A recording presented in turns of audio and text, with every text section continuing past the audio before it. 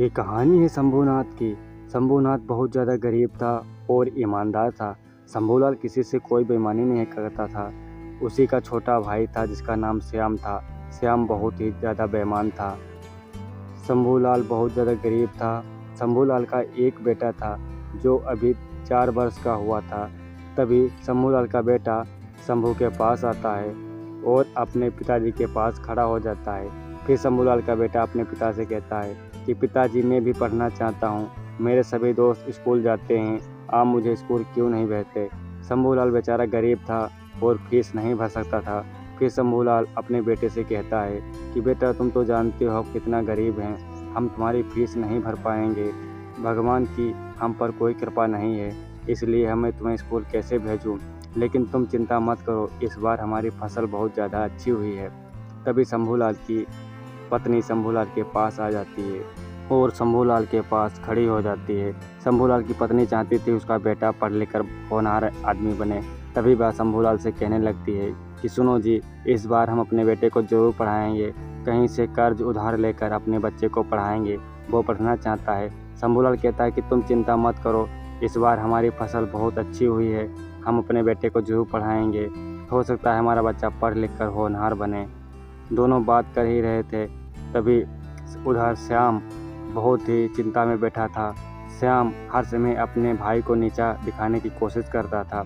तभी श्याम की पत्नी उसके पास आ जाती है। श्याम की पत्नी बहुत नेक दिल की थी। तभी वह अपने पति को देखने लगती है और सोचती है कि यह हर समय अपने भाई को नीचा दिखाने को सोचते हैं। फिर वह श्याम से कहने लगती है, हमारे कोई बच्चे नहीं हैं, क्यों ना हम दीदी का बच्चा अपने गोद ले लें और उसे अपना बेटा मानने लगें। लेकिन श्याम बहुत ज़्यादा होशियार था और चालाक था। वो अपनी पत्नी की बात सुनकर बहुत ज़्यादा क्रोधित हो जाता है और श्याम की पत्नी श्याम से कहती है कि हमारा कोई बेटा नहीं है, हम उसे अपना गोद ले लें और उसे अपना बेटा मानने लगे। तभी श्याम कहता है, तू पागल हो गए क्या? हमने इतना धन दौलत जोड़ा है तो उस भिखारी के बेटे के लिए जोड़ा है क्या? तुम चिंता मत करो, हम ऐसी चाल चलेंगे वो थोड़े दिन में बर्बाद हो जाएगा। लेकिन श्याम की पत्नी बहुत नेक दिल की इंसान थी। इधर शंभू गांव के बाहर खेत की ओर जाने लगता है। शंभू सोचता है कि इस बार हमारी फसल काफ़ी अच्छी हुई।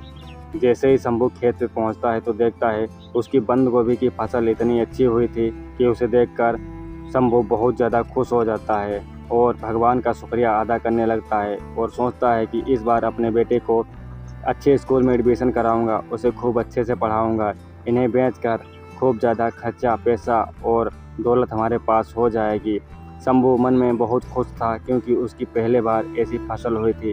वह भगवान का शुक्रिया अदा करने लगता है।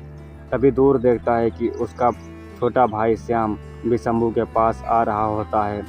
शंभू को उसे देखकर बहुत ज़्यादा खुशी होती है। जैसे ही श्याम शंभू के पास आता है और शंभू को बुरी नज़र से देखने लगता है, उसकी फसल देखकर उसकी नीयत डोल जाती है। फिर श्याम शंभू से कहने लगता है, तू इतनी अच्छी फसल कैसे पैदा कर ली? तू तो कुछ खाद बाद इसमें कुछ डाला नहीं। मैं इतनी मेहनत करता हूँ तब भी मेरी फसल इतनी अच्छी नहीं होती है। फिर शंभू श्याम से कहने लगता है कि भाई, हम मेहनत करेंगे तो हमारी फसल ज़रूर अच्छी होगी। हमें आलसपन नहीं दिखाना चाहिए। जितनी मेहनत करेंगे ऊपर वाला हमें उतना ज़्यादा देगा। यह बात सुनकर श्याम को बहुत ज़्यादा बुरा लगता है। फिर श्याम के मन में एक आइडिया आता है कि इसकी फसल हमें बर्बाद करनी होगी।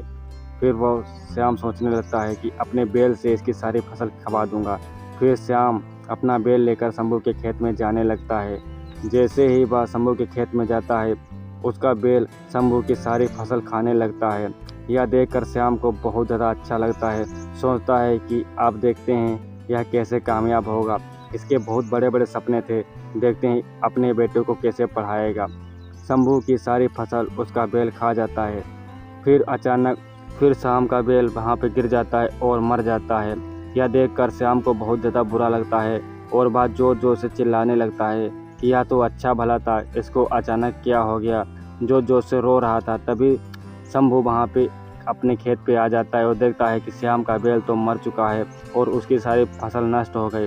शंभू को पता था कि मेरा भाई हमारे साथ गद्दारी कर रहा था, इसीलिए उसका यह हाल हुआ और उसकी फसल सारी नष्ट इसी ने की है।